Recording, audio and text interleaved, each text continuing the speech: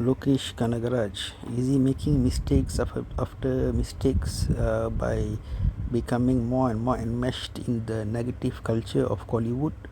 Of course, when he was new, he had a lot of positive virtues, and cinema of all industries corrupts men and women very, very easily. The huge amount of money that comes and goes, the big parties, all night parties that goes on, many bootlickers and chamcha men and women running around you. So it's very easy to go up and very easy to come down. So when you talk about Lokesh, he started out with some freshness that Kollywood did not have at the time. Very fast-paced quality action. That was his USP or unique selling point. Each director have their angle of their uniqueness. For example, Mani Ratnam used to write very brief dialogues. Right? Maybe it was his weakness. It turned it into a strength. Meaning you won't have like the Shivaji time 1960s type of long dialogue, very crisp, and people like that style. R. Sundararajan, another director from the 80s. You might have seen him as how to say a character artist in some of the more recent films, but you can Google him. He was very well known for his very sharp ears. He could make films with very soulful music. He knew how to get the goods from Ilayaraja. So the USP of R. Sundararajan films is that the music will be very pleasant to hear. And of course, we all know about the master of script writing, K. Bhagiraj, who you even used to consult for Hindi films back in the day. He was so good, right? So in this way, each director had their own way of coming out with the product. And Lokesh's uniqueness was that he could extract more out of the stunt directors and stunt masters, so he could shoot action in a very how to say beautiful way. And especially it peaked in Vikram, where he brought in some things that are not really new, putting in 80s Tamil songs. This kind of other older music being played in a new movie has happened, so many times actually. In Manmadalile, in the 80s Tamil films, they used to play all the Bhagavatar songs sometimes in some scenes and all that. And of course, in Hollywood itself, it's happened. So it's not new at all. Maybe just that playing 90s music now, that might seem a bit fresh if placed correctly and if it's not done repeatedly.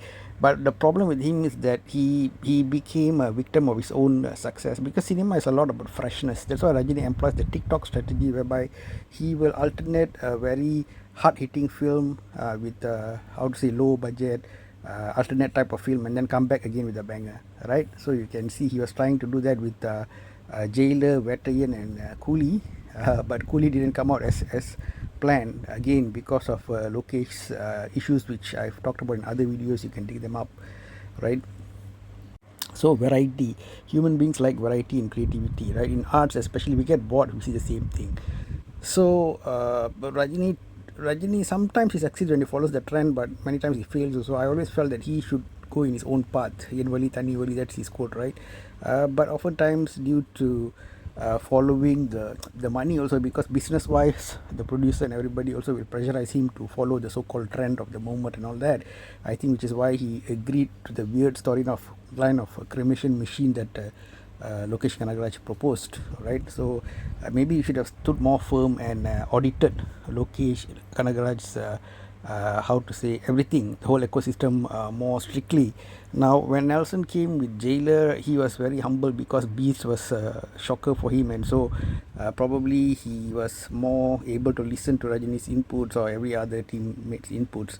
But Lokesh was in full denial mode. Even a lot of in Leo itself, we saw a lot of issues crop up already. Then he tried to how to say, maybe I think he was convincing himself as well, besides the audience, that it might be a fake flashback, and that he didn't have how to say adequate input. It's not 100% his film. So Coolie became like a culmination of all his excuses started to how to say mature or come to face him, confront him, as it were, because he complained about time. He was given 2 years. He complained about having limitation in his writing and creativity. He got all the co-writers he needed.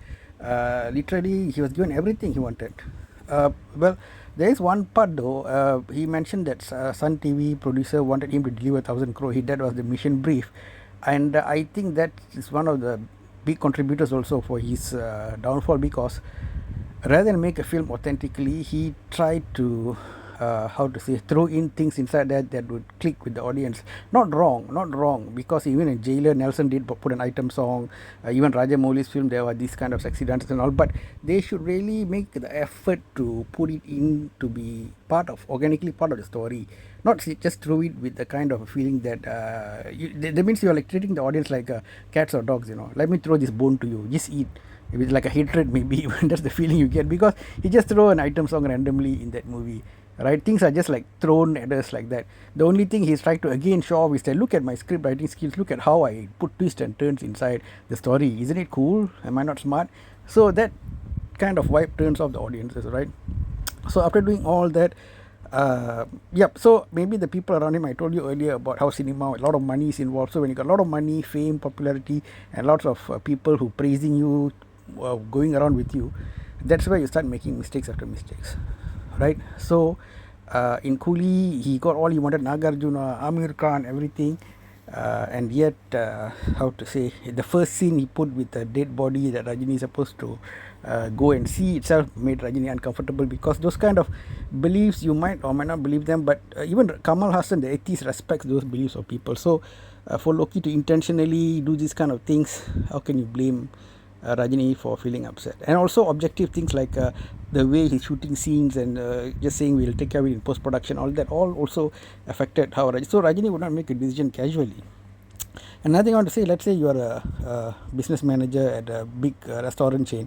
You meet another business manager from Bombay, you are, let's say, in Bangalore, right? Or you're in US, you're in LA, you meet another business manager in New York. Both belong to the same big company, right?